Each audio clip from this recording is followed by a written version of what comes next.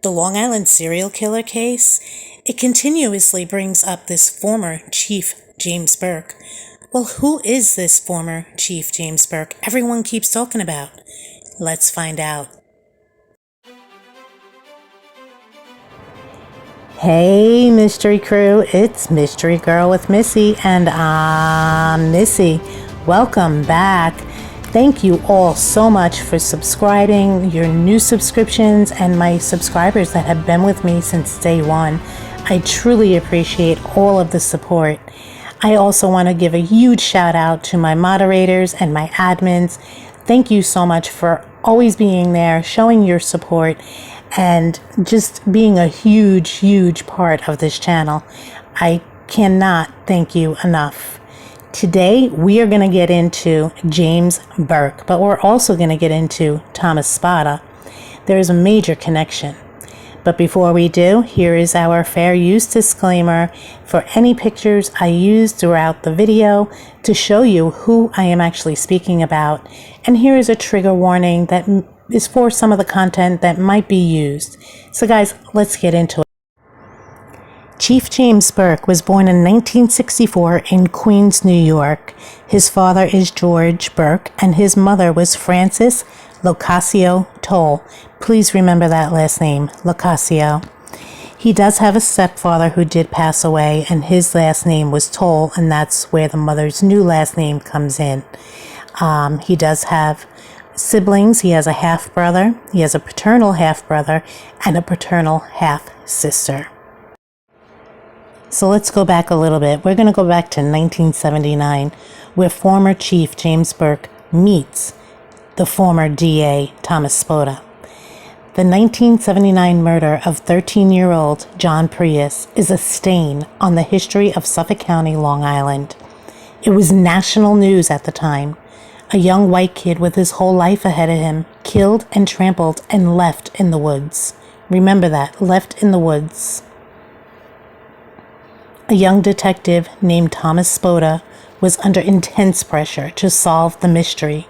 Then, a 14-year-old informant named Jimmy Burke came to him with evidence, questionable evidence, that broke the case wide open.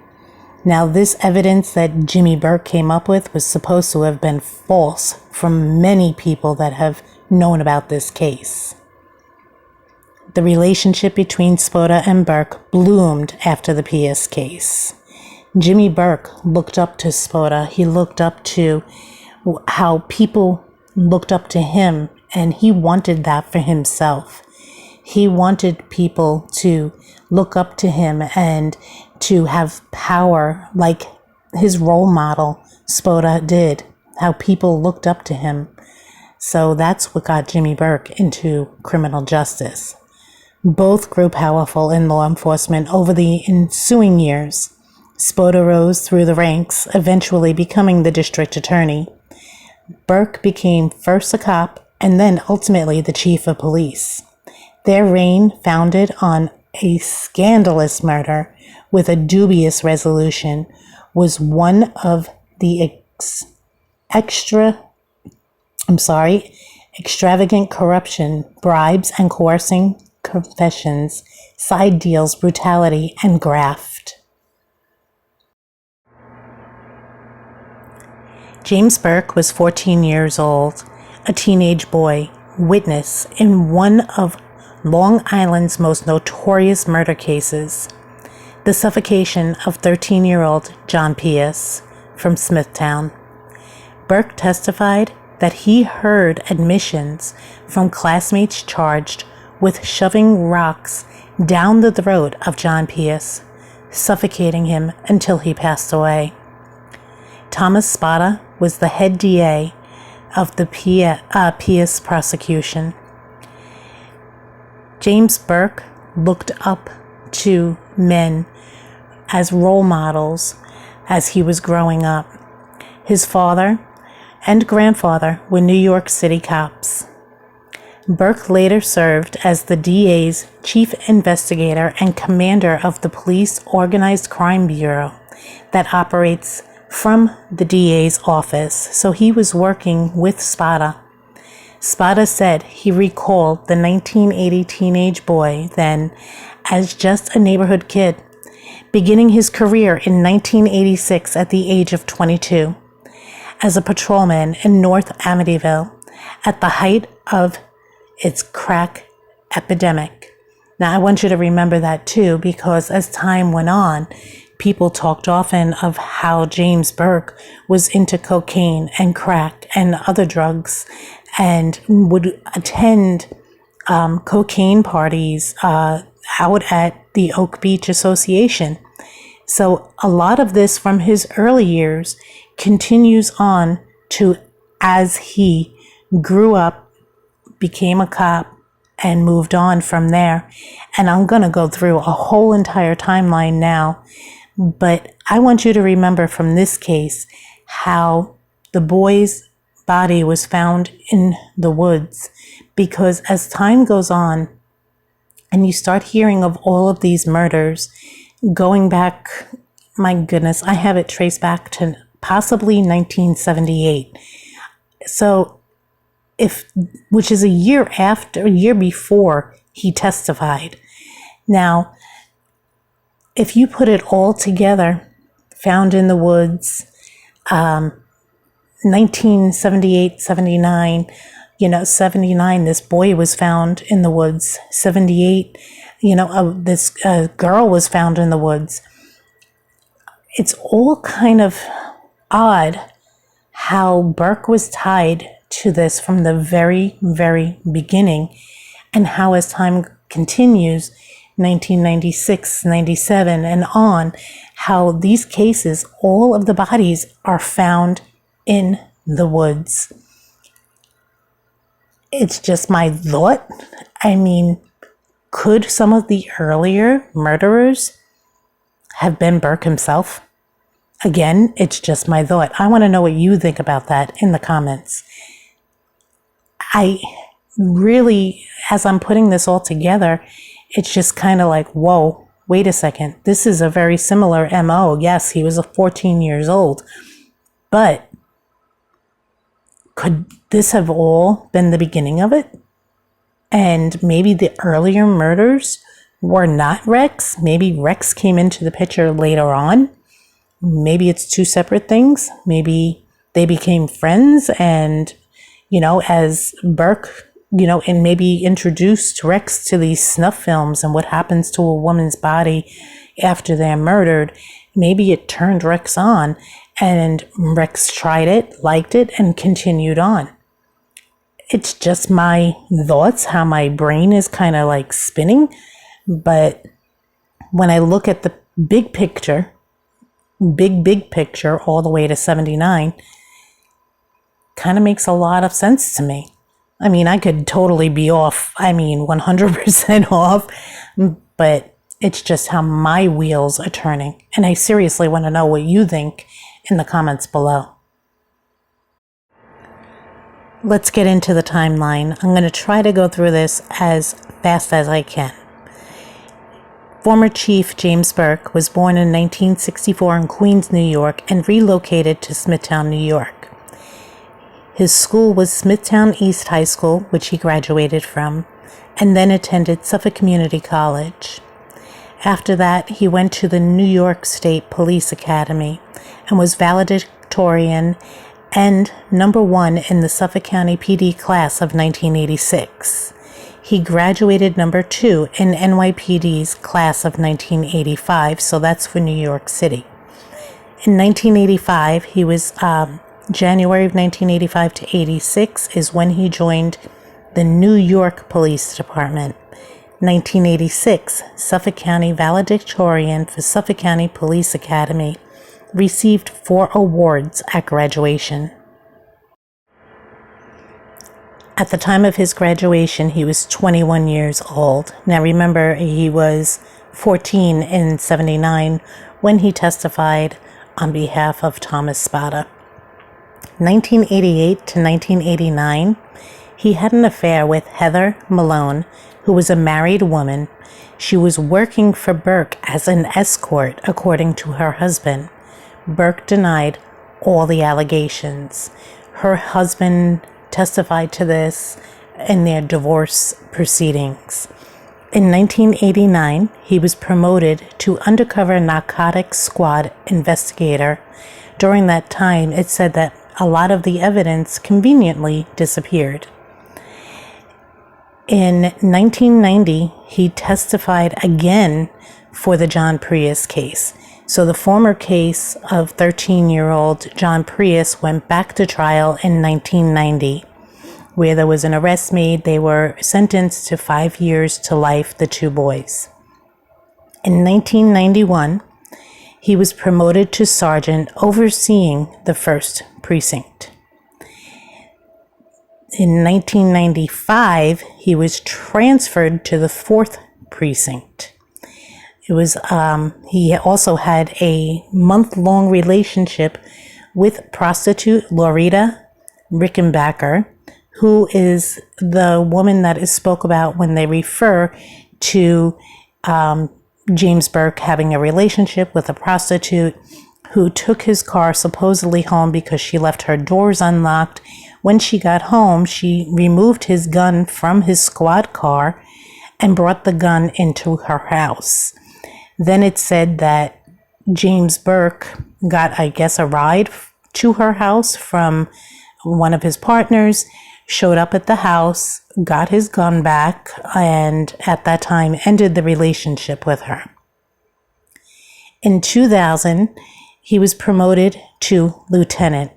He had to take a civil exam and he passed it. It's also said that in 1997, I'm sorry, I missed one, 1997, he was lieutenant of the 3rd Precinct, which is Brentwood Islip area, which is very weird going down the line further into this. The 3rd Precinct is known very well for gang activity, MS-13, and later on in his career, James Burke prevented the FBI from going into that area to clean up the gang activity. So again, that was 1997. 2000, he was promoted again to lieutenant and he passed that civil exam. In 2002, he newly elected SPADA put Burke in charge of the squad of police detectives in his office who mostly worked organized crime cases. SPADA and Burke expanded the unit's scope. Very interesting. It's crazy the connection between these two.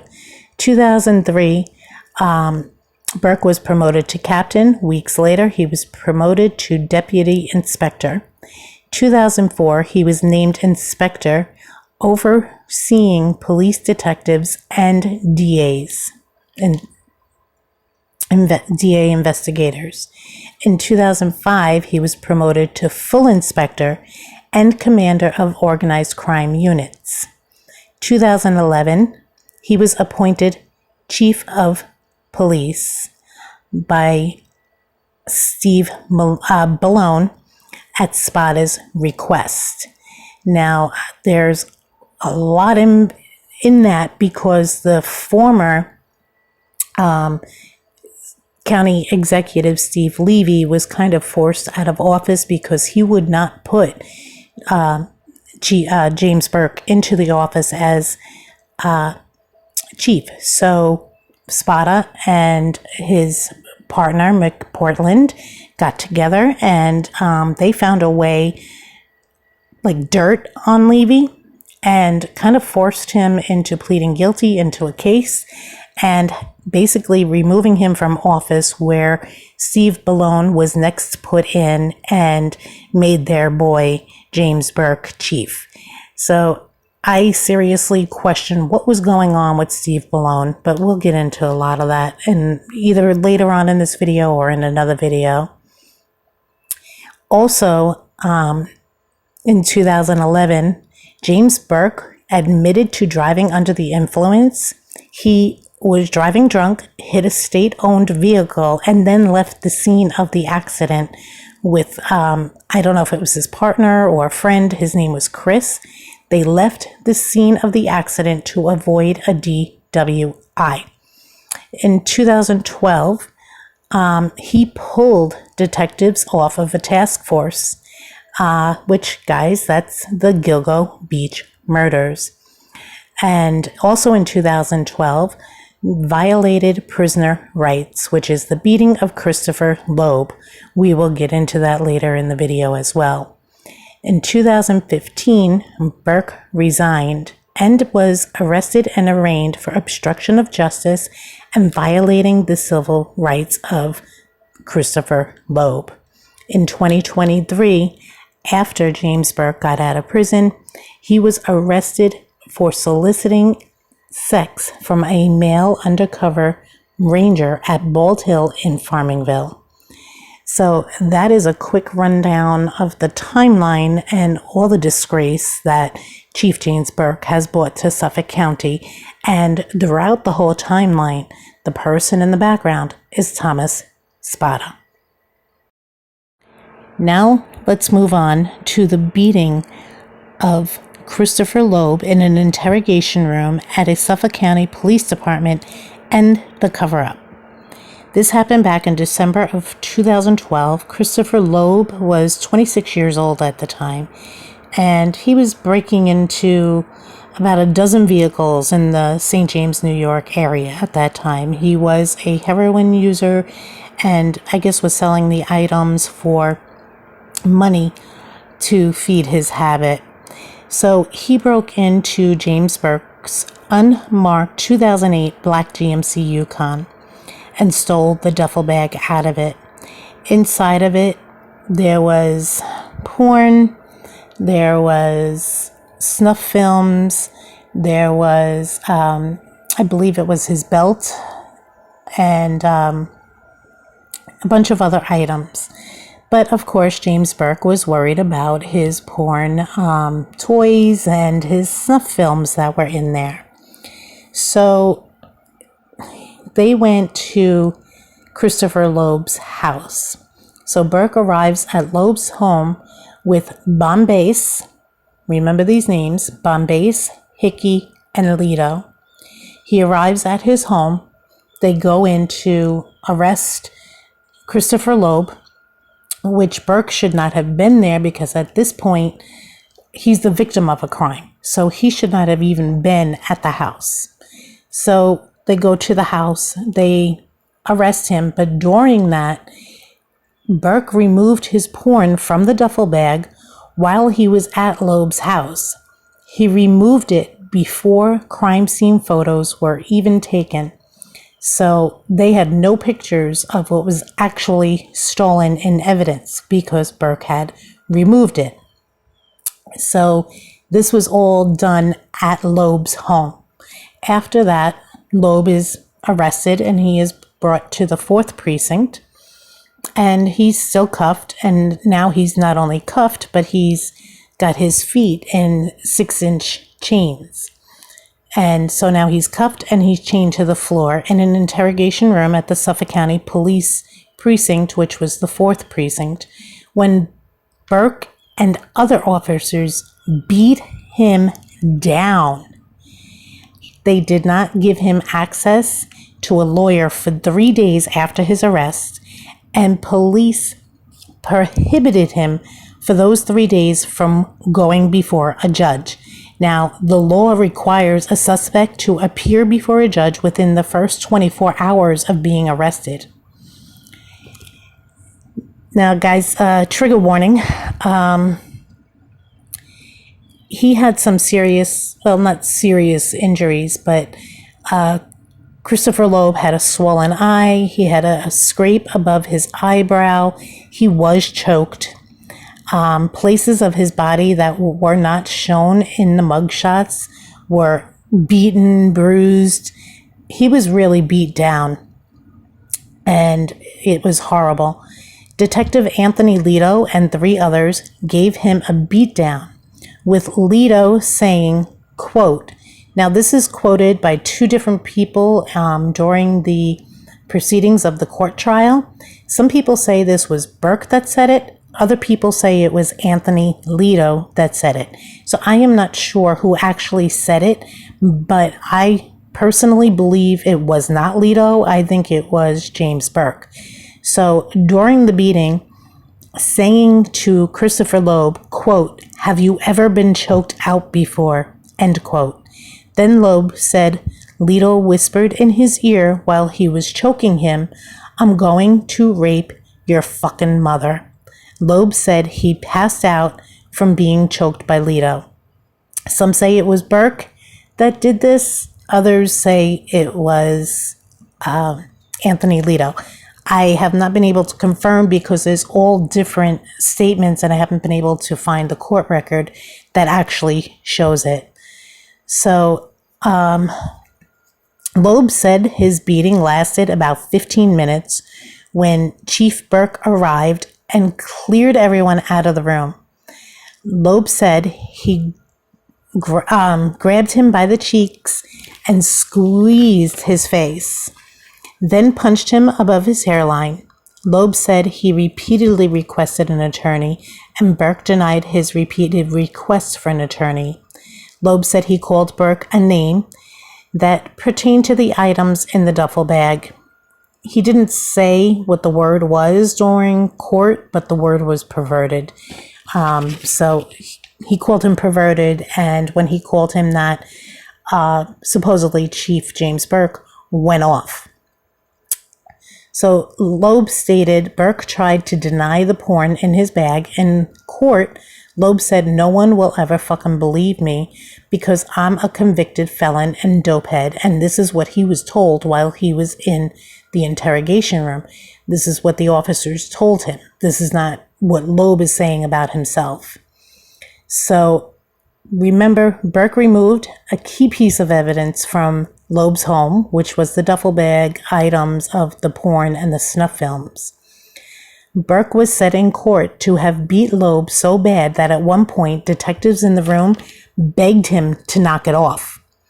After Loeb called Burke a pervert, Burke gave full rein to his rage, first threatening to murder Loeb through a hot shot, a lethal dose of heroin, and then escalating the abuse to potentially lethal torture, putting Loeb in a chokehold.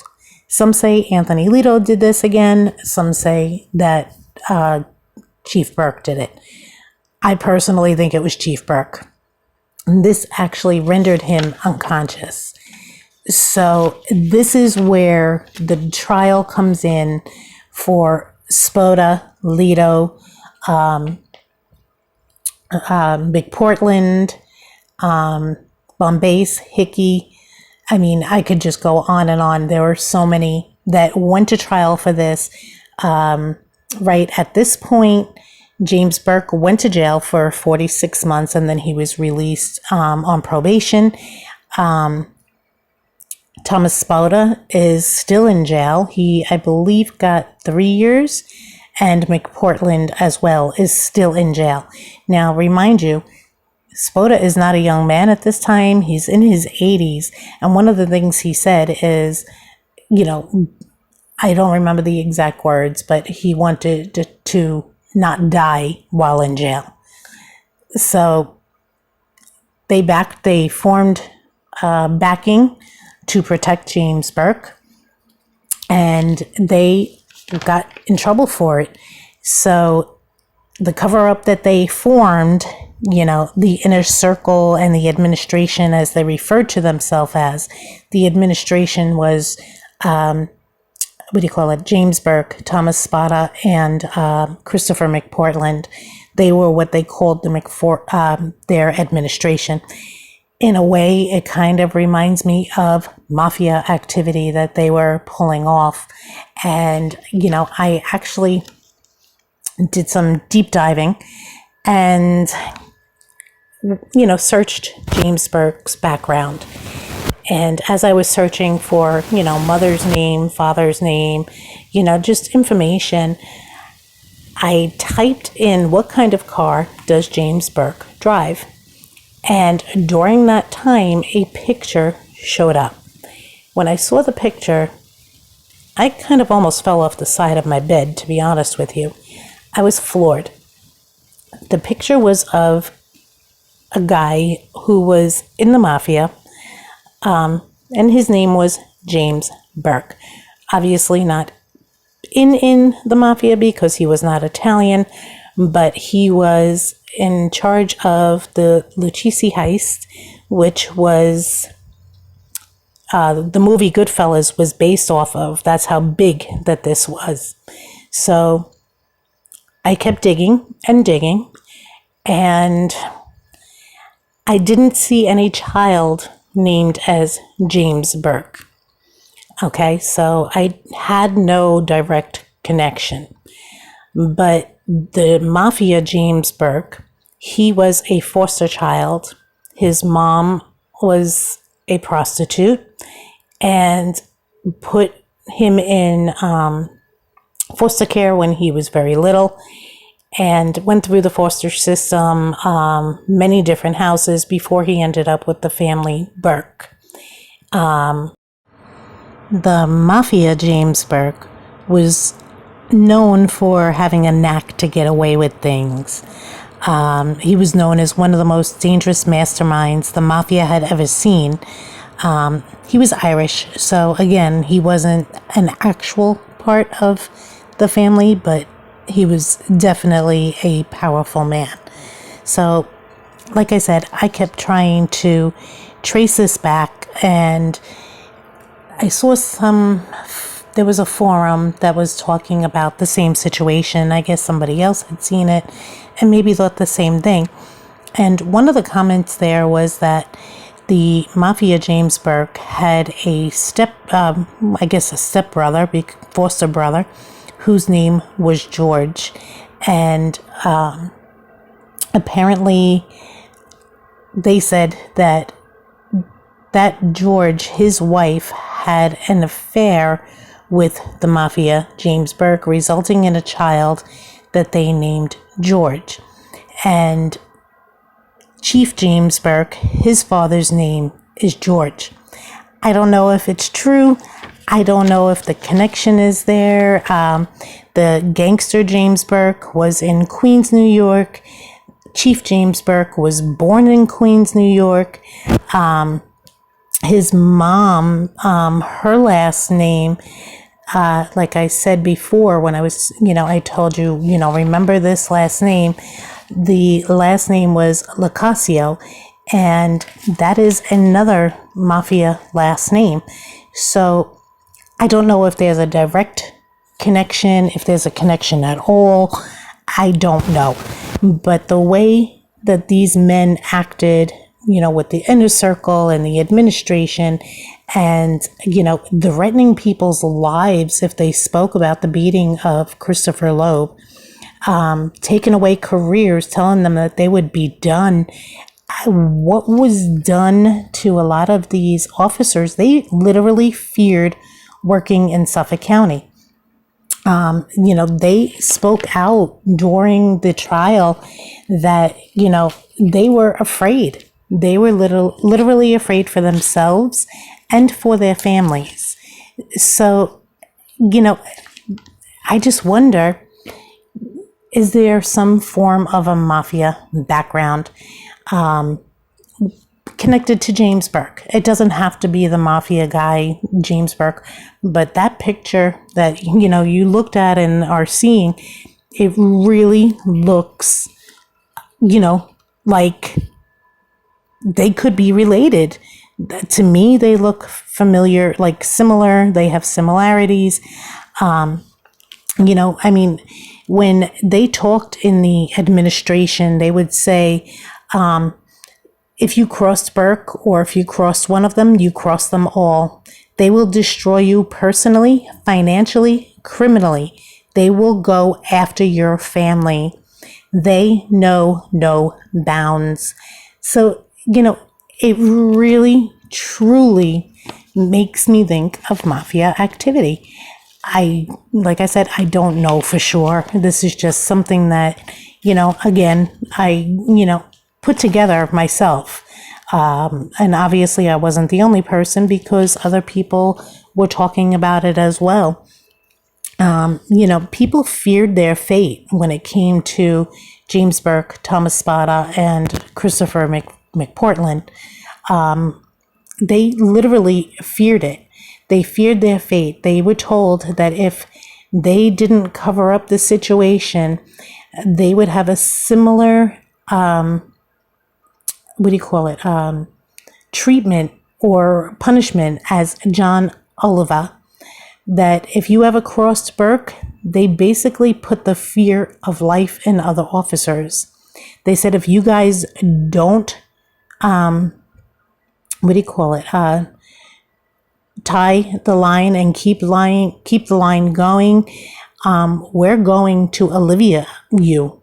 You saw what we did to him. That is what we are going to do to you. I mean, what these men did was absolutely insane, and how they got away with it for so long is even more insane. James Burke used to walk around bragging, I'm untouchable. It's just, he was bragging about it at the Christmas party. This was almost natural to him. He beat this guy down. He was chained to a floor, and they all covered it up.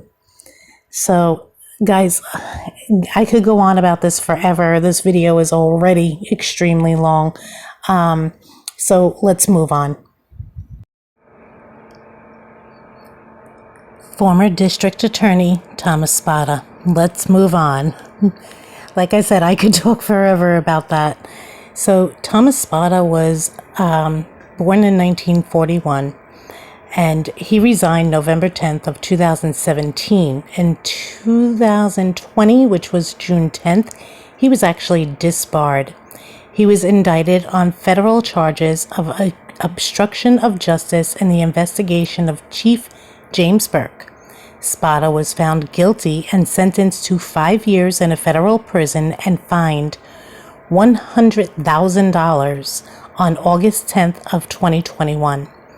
In 2017, Spada and an aide were indicted on charges of obstructing the investigation of James Burke for police brutality.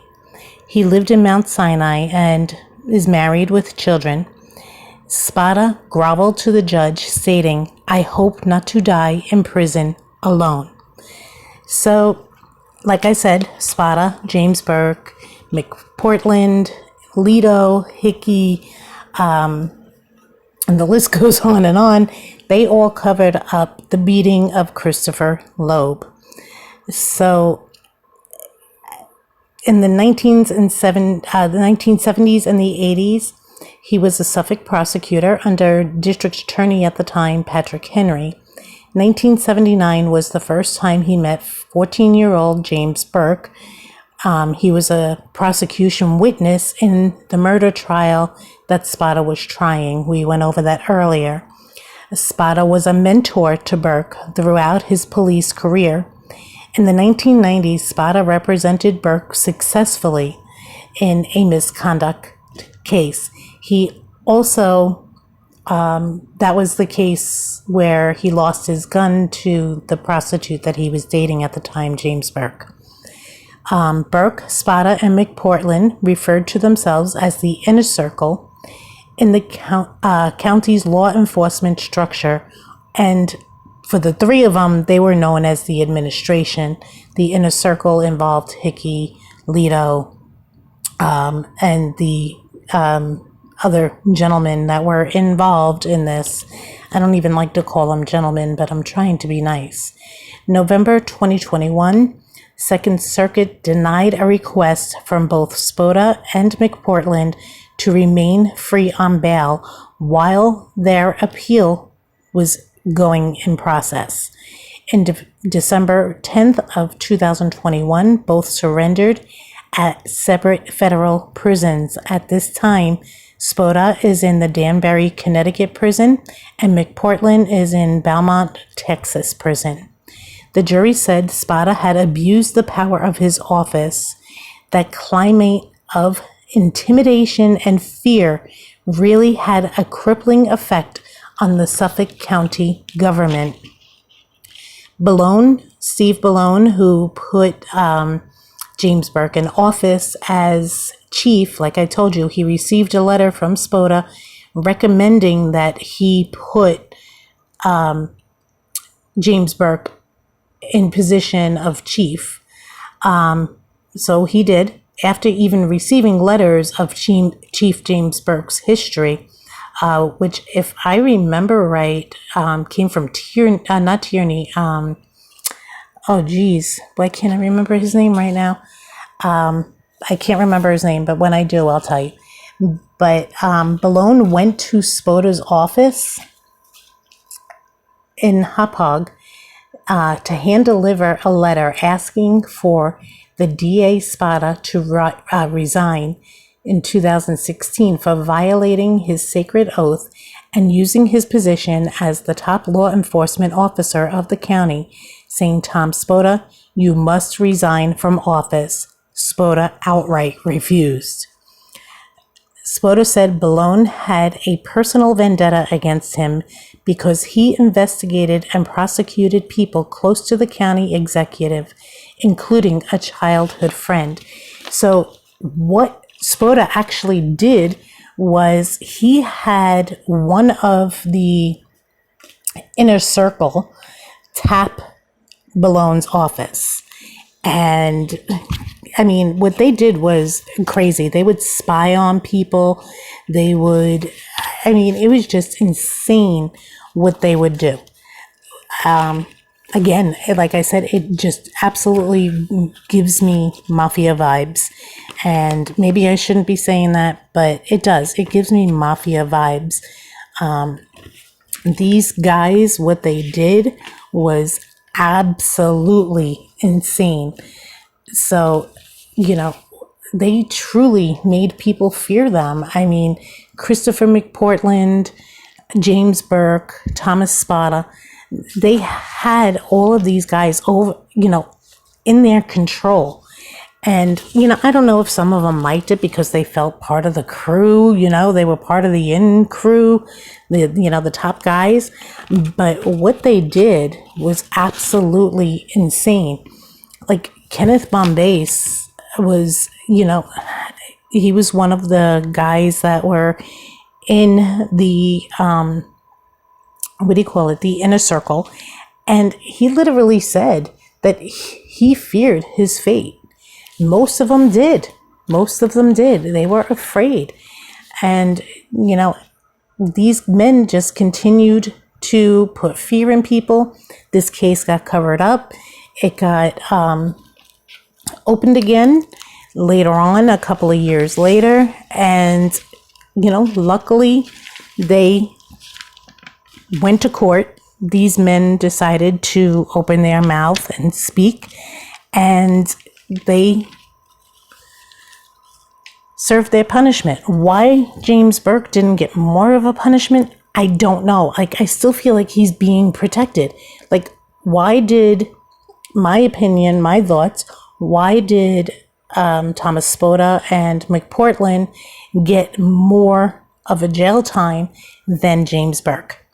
Why? James Burke is the one that actually beat Christopher Loeb down. They covered it up. He beat him. I don't understand it. There's a huge something here. Somebody high, very high, is protecting James Burke.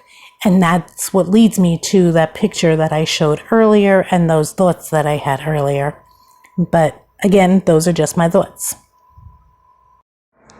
I really hope you guys are still with me. I told you I was going in. So let's move on. Women that have spoken out about ex-Chief James Burke. So there have been quite a few. In 2011, the picture that you're looking at right now, the young lady, she was a former escort, only known as Leanne. Allegedly, Burke forced her to perform oral sex on him at a cocaine-fueled party, and then tossed money at her. She was 25 at the time, at a home in the exclusive Oak Beach community in August of 2011. So Shannon Gilbert went missing in May 2010. The bodies were being found in 2011. That's also, such a huge coincidence here, guys. Remember, James Burke put the halt on the investigation from the FBI at Gilgo Beach. So it's kind of weird to me. 1 year, like I said, after Shannon's disappearance in this community, Leanne claims he took her to the bathroom and she was forced to perform rough oral sex, stating, "I felt like I was being choked with his you-know-what, causing me to tear up because he was that aggressive." She said it was degrading. And she came forward in 2006 to none other but attorney John Ray.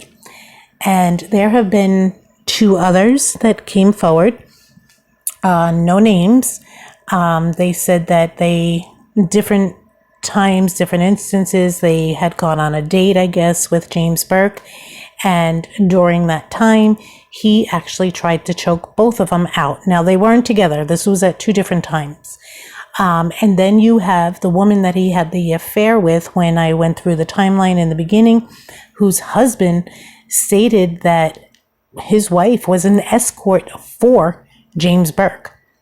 So not only was he using prostitutes all the time, escorts, sex workers. I hate even mentioning that because there's so much more than that. They are people, and who knows what brought them to those circumstances. But he has a history of turning to that field to gain women's company. Trying to, be very delicate, and it's hard. But these are people that have come forward and women that have come forward and have spoken about being choked, having him be aggressive, at coke-fueled parties. So there's, James Burke is definitely not innocent in a lot of things, and I seriously question his innocence in a lot more. I've been researching since 1996, pretty much nonstop. I'm always updating, finding new information, digging deeper into things that weren't available then but are coming out now, putting the pieces together. And James Burke has really proven to be a crooked cop and was supported by so many. I'm going to go over the Inner Circle with you. The Inner Circle was a group that was created in November of 2005.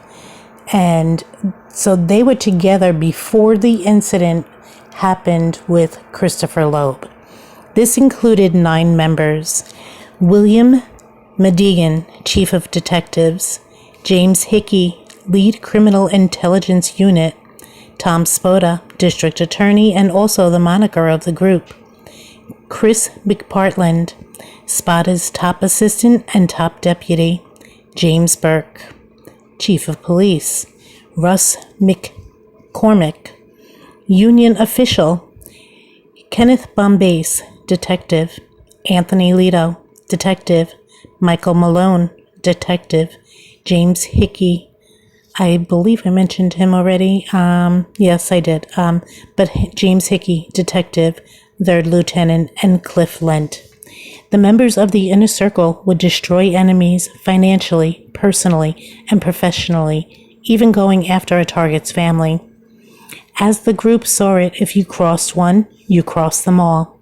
The administration, the head of the group, was Thomas Spada, District Attorney; James Burke, Chief of Police; and Christopher McPartland, in charge of law and order in the county. These men caused fear, and I guess in some caused others to look up to them. But what really drew attention to James Burke is when he put the halt on the Gilgo Beach murders, and for some reason would not let the FBI in there, just like he wouldn't in the 3rd Precinct, which is the Brentwood Islip area, when they went in there for MS-13. So he was covering up criminals and gangs, and obviously doing it again, covering up something with the Gilgo Beach murders. What exactly that is, I don't know. Was he involved? I don't know. I mean, what's his name? Rex Uerman actually stated to a prostitute that had a date with him, and he scared the living daylights out of her, and she blew him off. She took off. And, she could have lost her life that night. He wanted her to go to his house, but she insisted that he go to the restaurant in Port Jefferson and meet up with her. And he kept questioning her about true crime and do you know about the Gilgo murders? And literally said to her at one point, how do you think they get the bodies on the, through the marsh? He said they. Then he said that a police officer could get away with it because all he'd have to do is park his car, put the lights on, and put a cone around the area, and nobody would question why he was there. I still question Dr. Hackett. I mean, I have a lot of questions, and I put these three men, Dr. Hackett, James Burke, and Rex Uerman, together. I truly feel like those three had something in common when it comes to the Gilgo Beach murders. And James Burke, throughout his life, has been protected. He's been guarded. He's in a lot of the things that I get, it's almost like Spoda was afraid of Burke, not the other way around. Not afraid necessarily, but Burke was in charge. Spoda did whatever Burke said. Even though he might have been a couple years younger, Burke, I feel like Spoda was under Burke, even though Spoda is supposedly the monarch. But James Burke has a very, very long history going back to when he was 14 and testified. People were saying, he stole bikes, he was, breaking into houses, he was using drugs, and people actually insinuated that Burke was the one that was responsible for this young boy's passing. Again, I don't know how true that is, but, so much, and I went through the timeline, and I know this video is long, but there is so much information that needs to be put together. And, when people talk, they talk, okay, James Burke here, Spoda there, and then you won't hear anything, and put them together. Once they're together, things start making a lot of sense. And I truly question James Burke's innocence. I mean, when he was released from jail, he wasn't out very long before he got in trouble again. So James Burke got himself in trouble again after serving 46 months in a federal prison for assault and obstruction of justice, which started in January of 2017. He was released to house arrest in 2018 and completed his sentence April of 2019. Now, 2023 August, James Burke was arrested for public lewdness, offering sex acts, and unlawfully soliciting after allegedly exposing himself to a male plainclothes park ranger at the Vietnam Memorial Park in Farmingville and propositioning him. I'm sorry, I was having a hard time saying that word. He was arrested and saying to the guy, don't you know who I am? And the guy, had no clue, he didn't work with Burke. So he arrested him. He brought him in, and Burke was brought to the 6th precinct, which is in Selden. And he got away with it. He got a ticket, and he got away with it. And, you would think, being that he was just on, getting off a house arrest, that it would have been a little bit of a tougher punishment. And, that really, really pisses me off. And I'm sure it pisses a lot of people off. And the other thing that really, really bothers me is that these men all resigned before their pensions would be touched. And James Burke actually receives an annual pension of $145,485 according to court records. And that's in a year. That's in a year. This man has disgraced Suffolk County. He has abused many people throughout his life and gets arrested for the second time after getting out of jail and gets nothing. He blocked the Gilgo Beach investigation, which honestly, guys, if it was not for attorney John Ray, that investigation would have never continued in my eyes. I think it would still be a very cold case. And it's sickening. This is James Burke that you're looking at in jail, charged with soliciting a male prostitute and offering a sex act, in addition to indecent exposure and public lewdness. But the former two charges have since been dropped. Come on. Everything that this man has done, and now his charges are dropped. There's definitely got to be a higher up that is protecting him, and which allows him to continuously get away with stuff. When Shannon Gilbert went missing, around the same time as she's found, he's over in that very same spot, the Oak Beach Association, high as a kite, hooking up with prostitutes. I mean, and putting a halt on the FBI investigation.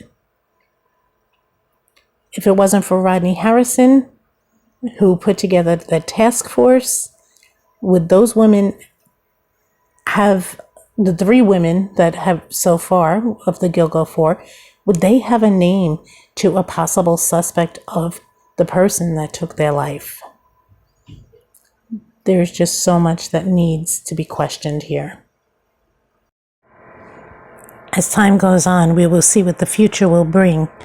But until then, justice needs to be found for all of the Long Island serial killer victims.